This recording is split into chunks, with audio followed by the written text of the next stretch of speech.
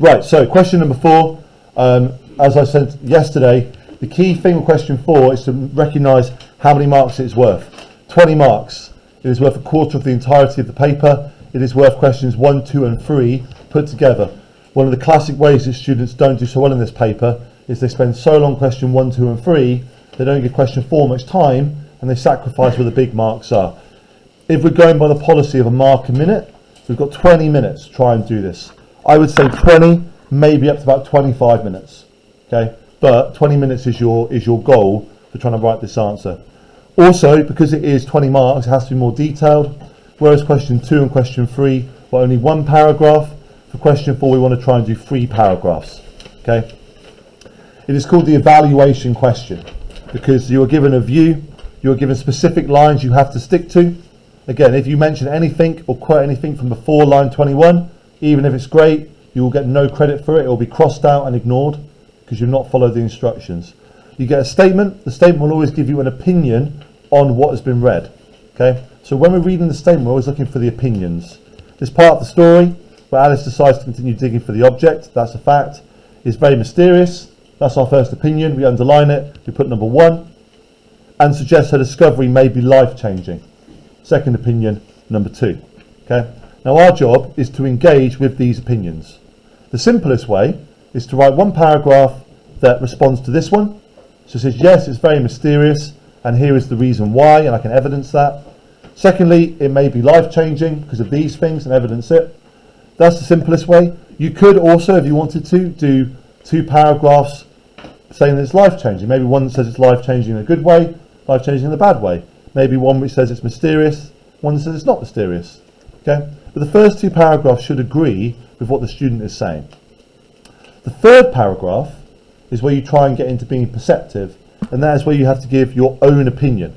Okay? So consider the reasons why Alice decides to continue digging. So you want to give your own opinion.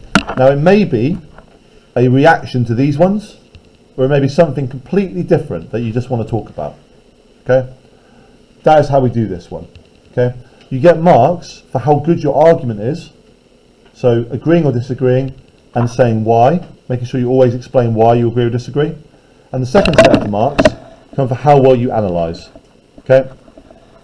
So the idea is that each paragraph you want to begin, this is the only time you ever actually write in the first person when you're doing this. So you want to begin by saying, firstly, I agree that, and then I will come up here and I would go, it is very mysterious, or the object is very mysterious, because then I would explain what in the story makes me think that it's mysterious. Okay? Again, what a lot of people do is they say things like, I agree it's mysterious, full stop. And they don't explain the reason why. You have to explain the reason why to be clear. So what are you saying? Why are you saying it? And then, just like question 2, you want 2 techniques that support it. So 2 quotes or 2 techniques to support it. Each quote you want to try and do a couple of effects. Okay?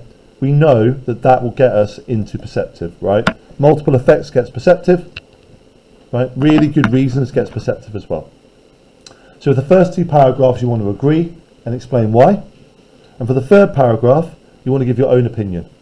Okay? And like I mentioned before, you don't want to say, finally, I disagree. You want to be a little bit more subtle, right? I would say, finally, it could also be argued, right?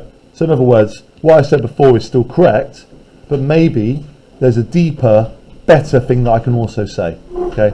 Finally, it could also be argued that, and then you have to say your own opinion, either rejecting these ones or something else you want to say. Okay? And again, 2 good techniques. So when the whole thing is done, it should be 3 paragraphs. It should have 6 techniques, 2 per paragraph. Okay? It should be quite a long answer. Again, it's worth a lot of marks. So it should be reasonably detailed, reasonably decent. Okay? Right, good.